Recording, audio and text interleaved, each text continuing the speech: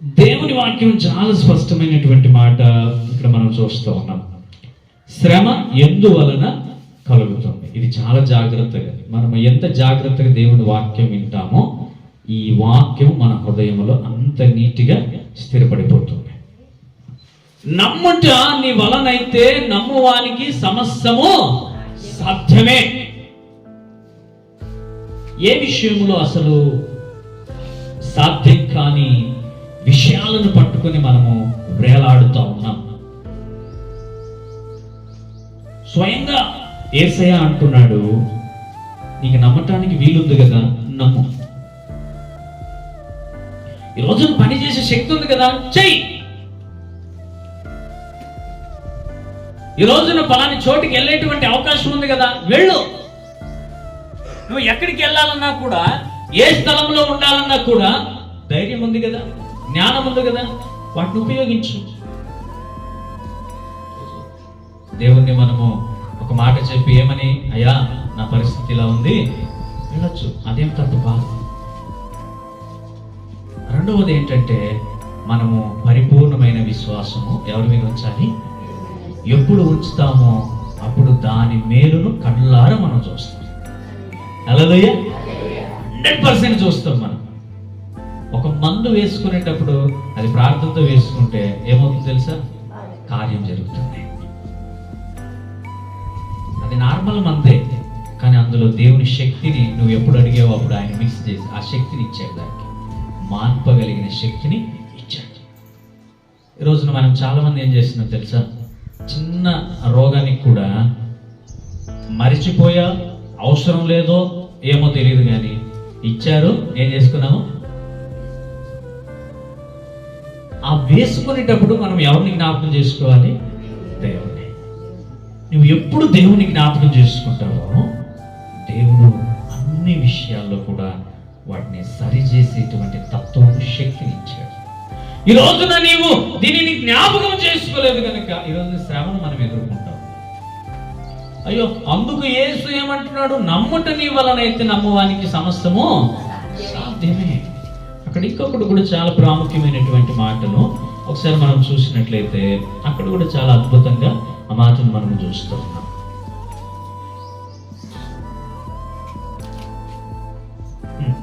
ఆ 24-25 చదవండి.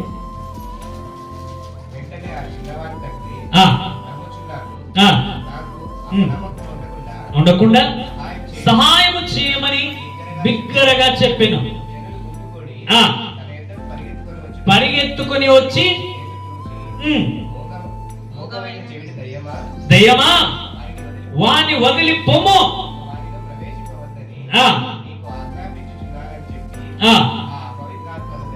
గద్దించెను.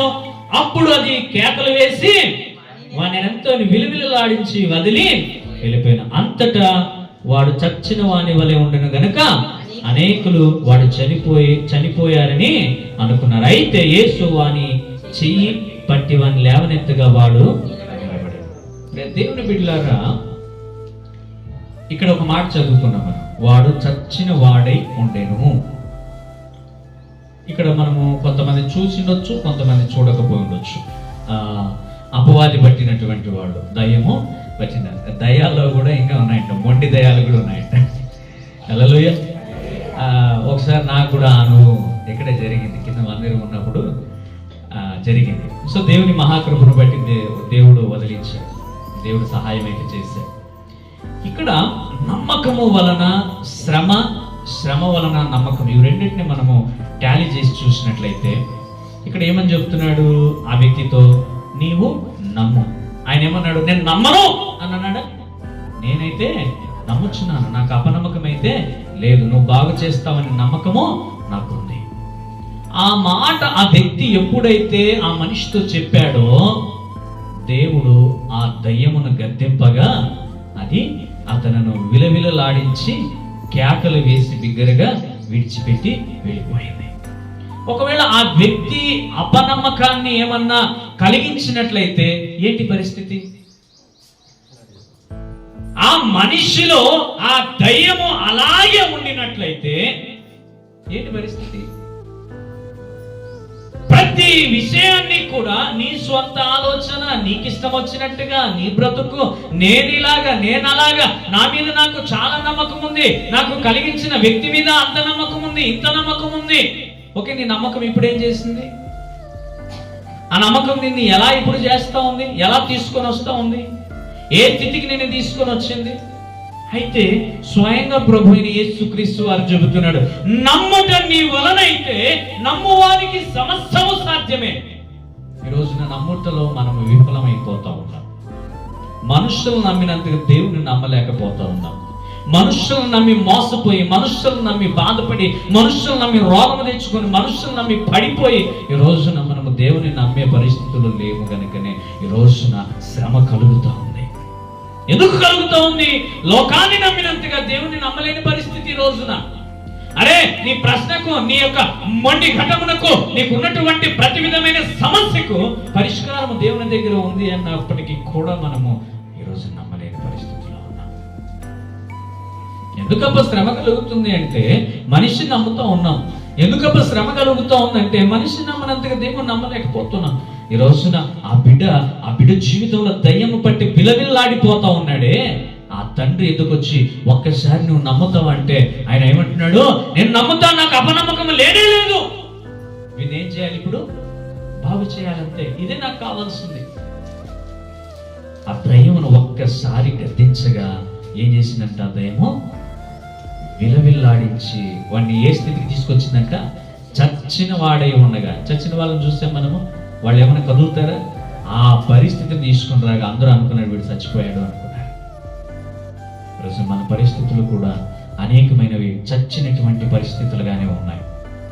ఆ చచ్చినటువంటి పరిస్థితి నిన్ను ఎక్కడికి తీసుకెళ్తా ఉంది తెలుసా?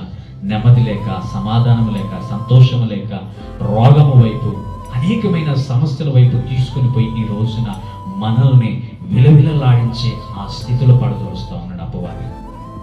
అప్పుడు అంటున్నాడు దేవుడు, ఎలా చేస్తున్నాడు చూడండి. 25వ వచనంలో అక్కడ మనం చూసినట్లయితే, ఇక ఆ అపవిత్రాత్మని గద్దించిన అప్పుడు అది కేకలు వేసి వానిని ఎంతో విలువిల్లాడించి వదిలిపోయిన అంతటా వాడు చచ్చిన వాని వాలే ఉండను గనుక అనేకులు వాడు చచ్చిపోయారని అనుకున్నాడు. అయితే ఇది చాలా ప్రాముఖ్యమైనది. ఈ పరిస్థితుల్లో పడిపోయినప్పుడు ఆయన హస్తము నీ వైపు చాచుతున్నాడు. చచ్చిన వాణిని ఆయన ముట్టుకొనగా, అందరూ చచ్చిపోయారు అనుకున్నారు కానీ వాణిని తాకి పట్టుకొనగా వాడు ఏం చేశాడంట? పైకి లేచి నిలబడ్డాడంట. ఈరోజున నీ సమస్య ఏదైనప్పటికీ, నీ బాధ ఏదైనా, నీ దుఃఖం ఏదైనా, నీ కష్టం ఏదైనా, నీ రోగం ఏదైనా సరే, కానీ నీవు చచ్చిన వాళ్ళలాగా పడిపోకూడదంట. అయ్యా, నా చెయ్యి నేను చాపుతున్నాను, నీ చెయ్యి నాకు అందించు. వీటన్నిటినీ పరిష్కరించగలిగిన వాడు నీవు.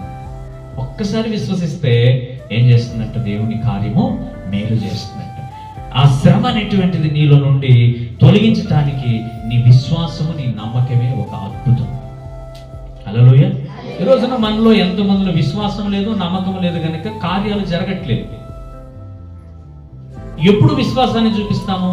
రోగము, అప్పులు, సమస్య వచ్చినప్పుడు మాత్రమే చూపిస్తాం, లేకపోతే లేదు.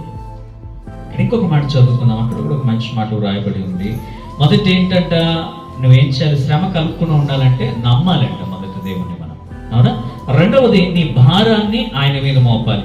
చాలా మంది ఏంటంటే మనకున్నటువంటి ప్రతి భారాన్ని మనమే మోస్తూ, మనమే ఇబ్బంది పడుతూ, మనమే ఏడుస్తూ, మనమే గోలాడుతూ, మనం నెమ్మది లేక సమాధానం లేకుండా ఉంటామంట. కానీ నీ భారము నువ్వు యెహోవా మీద మోపము అని దేవుని వాక్యం చెప్తుంది. ఆ మాటను కూడా ఒకసారి మనం చదువుకుందాం. కీర్తనల గ్రంథం 55:22 వచనంలో ఒక మంచి మాట అక్కడ రాయబడింది. దావీదు జీవితంలో ఆ మాటను ఒకసారి మనం చూసుకుందాం. నీ భారము యెహోవా మీద మోపము, ఆయన నిన్ను ఆదుకొనును. ఎంత అద్భుతమైనటువంటి మాట చూడండి. ఇక్కడ మనం చూస్తూ ఉంటాం, ఈ లోకంలో వినేటువంటి మాట ఏం మాట అంటే, ఎవరి భారము వాళ్ళే, నీ కష్టం నీవే తీర్చుకోవాలి, నీ సమస్య ఏదో నీవే చాలు, అంతేగాని నాకు మాత్రము చెప్పద్దు. పక్కబడేది నీ భారము, నీ సమస్య, నీ కష్టం ఏదైతే ఉందో అది నీవే అనుభవించాలి, అది నాకు సంబంధము లేదు. ఎంతమందికి ఈ అనుభవాలు జరిగింటాయి? ఇక్కడ ఉన్నటువంటి వాళ్ళందరికీ మనకు ఆల్మోస్ట్ జరిగినటువంటివి. కష్టం వస్తే మన దగ్గరికి వచ్చేటువంటి వాళ్ళు లేవు, రోగం వస్తే మన దగ్గరికి వచ్చేటువంటి వాళ్ళు లేరు, అప్పుల్లో మునిగిపోతే మనల్ని చేరదీసేటువంటి వాళ్ళు లేరు, సమస్య వస్తే కనీసం చూడనట్టుగా వెళ్ళిపోయేటువంటి వాళ్ళే, కనీసం ఏమైందప్పా అని చెప్పేటువంటి వాళ్ళు కూడా, ఎలా ఉన్నామనేటువంటి అడిగేటువంటి వాళ్ళు కూడా తక్కువే.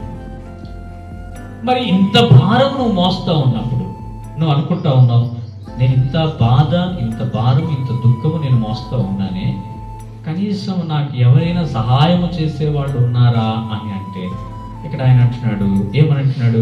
నీ భారం అంతా ఎవరి మీద మోపాలంట? యెహోవా మీద. నువ్వు దేవుని మీద మోపు. అప్పుడు నీకేమవుతుందంట? దేవుడు నిన్ను ఆదుకుంటాడు. నీవు ఎప్పుడు నీ భారము, నీ కష్టాన్ని సంపూర్ణంగా దేవునికి అప్పచెబుతావో, ఆయన నిన్నేం చేస్తాడంట? చెప్పాలి, ఏం చేస్తాడంట? ఆదుకుంటాడంటే దాని అర్థం ఏంటి? 50,000 అప్పుల్లో ఉంది, ఇప్పుడు ఖచ్చితంగా నాకు ఇవ్వాలని నీ దగ్గరకు వచ్చి కూర్చున్నారు. ఒక వ్యక్తి వచ్చి ఆ 50,000 అప్పు తీర్చినాడంటే నీకు ఎట్లుంటుందో తెలుసా? ఎంతో నెమ్మసంత మంచి టైంకి వచ్చి ఆదుకున్నా, కానీ అంతకు 1,00,000 రెట్లు నిన్ను ఆదుకుంటూనే ఉన్నాడు నీ దేవుడు, ఇంతవరకు నడిపిస్తూనే ఉన్నాడు దేవుడు నిన్ను. కానీ ఏం చేయాలంట? మొదటిగా మనం వాక్యం చదువుకున్నట్టుగా, నమ్ముట నీ వలనైతే నీకు అంతా సాధ్యమే. కానీ ఈ రోజున నమ్మట్లేదు మనం, నమ్మడం లేదు మనం, వాటి రుచి చూడటం లేదు మనం, వాటి వైపు వెళ్ళట్లేదు మనం, వాటి గురించి అవగాహన లేదు, వాటి గురించి వినడం లేదు, వాటి గురించి ఏ విధంగా కూడా మనం ఆలోచన చేయట్లేదు. ఈరోజు నీ పక్షాన మనిషి నీ దగ్గర ఉండి నేను మోసం చేస్తున్నాడేమో, కానీ అయితే దేవుడు అంటున్నాడు, నీ భారాన్ని కూడా నేను మోస్తాను అంటున్నాడు. నా భారం ఎప్పుడు దేవుడు మోయలేదే అంటే, నువ్వు దేవునికి ఇవ్వలేదు కనుక ఆయన మోయలేదు. నువ్వు దేవునికి ఇవ్వడం ప్రారంభించు, ఆయన మోయడం ప్రారంభిస్తాడు. ఆయన మోయడం ఎలా ఉంటుందంటే, ఇక ఎన్నడూ కూడా నీ భారం అనేటువంటిది నీ దగ్గర ఉండదు, నీ రోగం అనేటువంటిది నీ దగ్గర ఉండదు. మనం దేవునికి అప్పచెప్పాలి ఒకసారి, సంపూర్ణంగా, సగం సగం కాదు, అరకొరగా కాదు.